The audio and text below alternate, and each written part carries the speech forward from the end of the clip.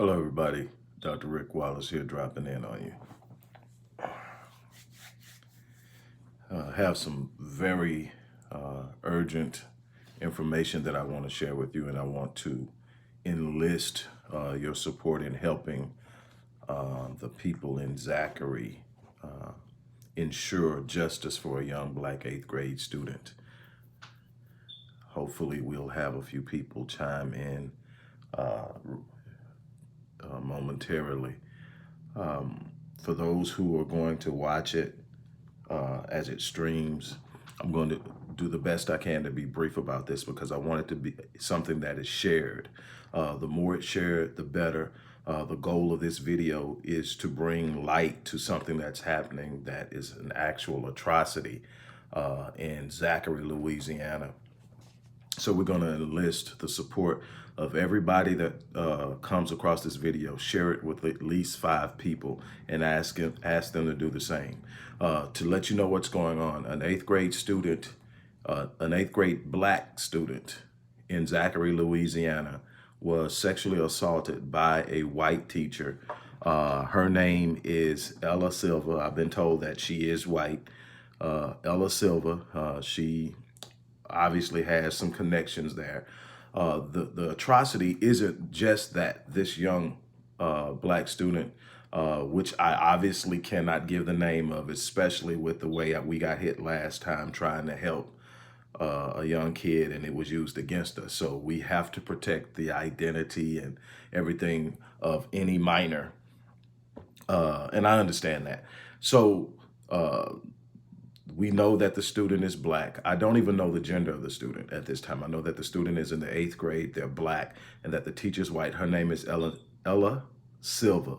This is in Zachary, Louisiana. It's right outside of Baton Rouge. I was contacted directly and asked for help in bringing light to this and in any other way that I can. So the first thing I'm going to do is share it with the masses and ask that we rise up and provide support for the people who are starting to already rise up in this small town. As you can imagine, small town, good old boy type mentality. Families look out for families that they've known and everything like that. What has happened that makes this atrocity even worse is that the principal knows or knew about it and kept it secret, hid it. Then it trickled down all the way through and got into the sheriff's office. I'm assuming that charges were attempted to be filed, got to the sheriff's office. The sheriff, no, I take it back, the chief of police. The chief of police put a hush-hush on it. Hey, hi, everybody. Hi, everybody's doing. April, Regina. The chief of police put a hush on it. His name is David McDavid, again, of the Zachary Police Department. Then the mayor also got involved and put a hush-hush on it. His name is David Amrhein, A-M-R-H-E-I-N. And ultimately what ended up happening is some kind of way a city council member got hold of it and said that it was absolutely no way he was going to sit on that. And he was pulled into the mayor's office with the chief of police and threatened. And so he's come forth. His name is Lael, A-L-A-E-L Montgomery. And he has led the charge so far to bring light to this. First of all, to get the principal fired for covering this up and not protecting the student. But I think that we need to also place some pressure on the chief of police, place some pressure on the mayor, on the mayor's office, because that's corruption. That's corruption, that's cover up. That is something that needs to be brought to light. Now, obviously, you start playing games like this in local town politics and small towns like this, it can get ugly.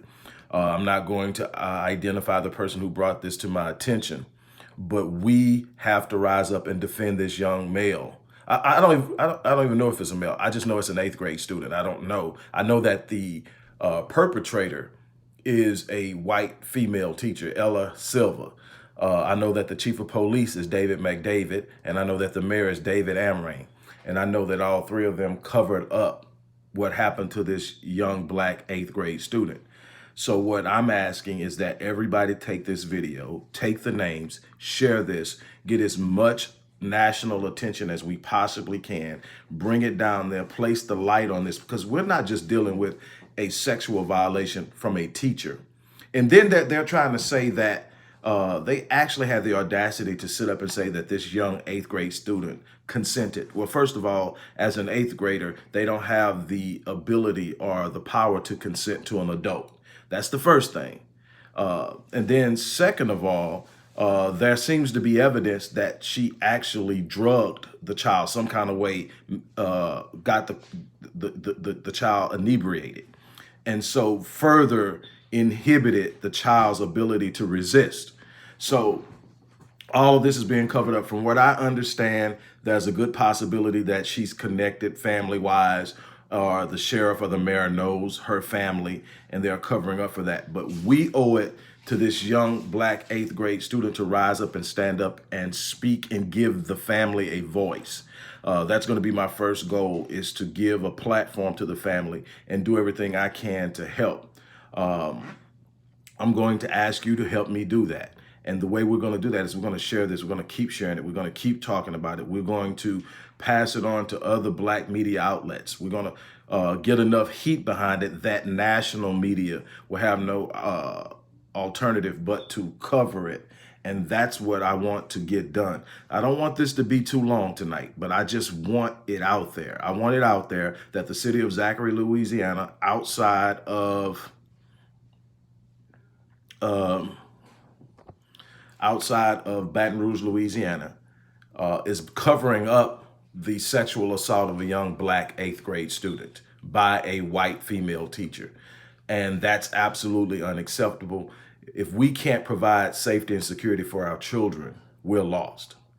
And we must provide not only safety and security. We're talking about a child. I don't care if it's a male child. That's why I'm glad I don't know the gender, because it doesn't matter. There's this idea because it's a male, it's cool, or something. No, that's a child, what, 8th grade, what, 13 years old. They're not ready for any of that. They're not ready for the mental, emotional, or psychological things that come along with something like that.